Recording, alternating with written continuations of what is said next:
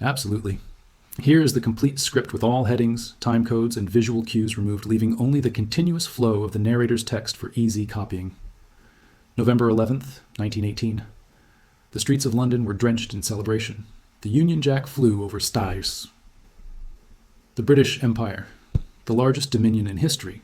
To the outside world, Britain had won everything.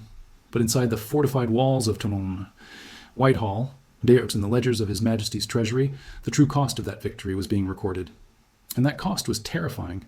The Great War didn't defeat Britain militarily, it all bankrupted it financially. The nation was saddled with debt to the United States, a colossal £7 billion. Centuries of accumulated wealth were gone. The world's greatest creditor had become the world's greatest debtor. Yet the ruling elite in London refused to accept this new reality.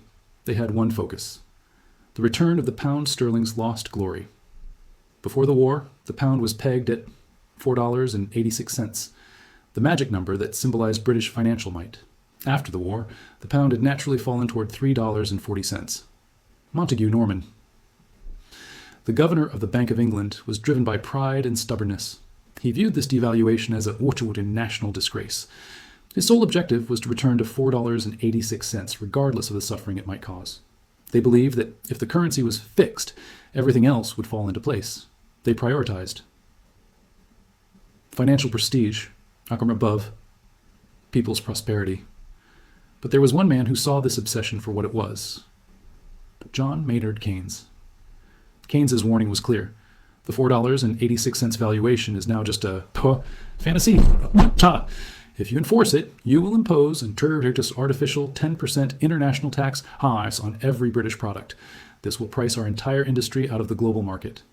Keynes argued this was not a sound monetary policy.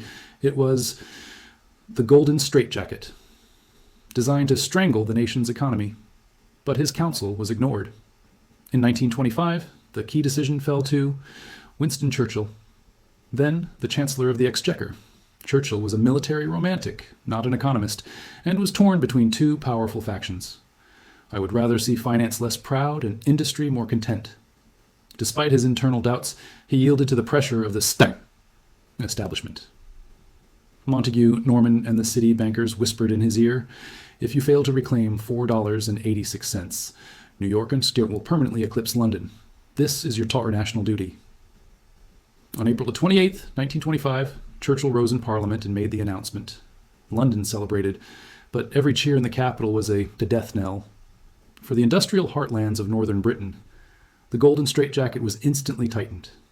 Keynes's exact prediction unfolded. British coal, shipbuilding, and textiles became 10% more expensive overnight. Foreign buyers vanished. Britain's core industries, struggling with outdated technology, were instantly broken. Coal mine owners immediately announced, either accept a 13% to 25% wage cut, or we close down. This was a direct assault on the livelihoods of British workers. They fought back. Their leader, A.J. Cook, rallied them with a famous slogan, "Not a penny off the pay, not a minute on the day." May 3rd, 1926. When mine owners locked them out, the general strike began. Over 1.7 million workers walked off the job. This was not a wage dispute. It was a class war. It was the struggle of the northern workers against the arrogant bankers of London. Ultimately, the TUC leadership buckled, but the miners fought on for 6 more months. They battled cold, hunger, and destitution. But you cannot strike against the fundamental laws of arithmetic. By November 1926, they were forced to accept the longer hours and lower wages. The gold standard had won, and the price of that victory was paid by the very workers who had helped Britain win World War I. After the strike, Britain's economy stagnated. When the Great Depression hit in 1929, conditions deteriorated further. Unemployment soared past 2.5 million. 1931. Confidence in London banks collapsed. Foreign investors realized the Bank of England was running out of gold to defend the $4.86 peg. A run on the pound began. The government made one final desperate attempt to hold on. To balance the books, they announced a 10% cut to both unemployment benefits and civil servant wages, including the Navy. But this decision was so cruel that it sparked an unthinkable reaction. On September 15, 1931, at the Invergordon Naval Base, the sailors of the Royal Navy, the ultimate symbol of British power, staged a mutiny in protest of the wage cuts.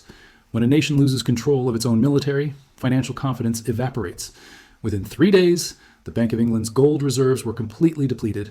All their efforts, all their stubborn pride had failed. On September 20th, 1931, Britain finally conceded defeat. They abandoned the gold standard. The expected disaster never materialized. The pound floated down to $3.40, the exact rate Keynes had advised 6 years earlier. Instead of chaos, the economy breathed a sigh of relief. Exports became competitive. Interest rates were cut. Britain began to recover from the Depression faster than the United States. The bitter truth was that an entire decade of national suffering, unemployment, and industrial conflict had been engineered and prolonged, all for the sake of defending one single archaic number, $4.86. The golden straitjacket had permanently broken the empire's financial capability. By 1940, when Britain needed arms to fight Hitler, they were so financially weak they were forced to beg the U.S. for aid through Lend-Lease.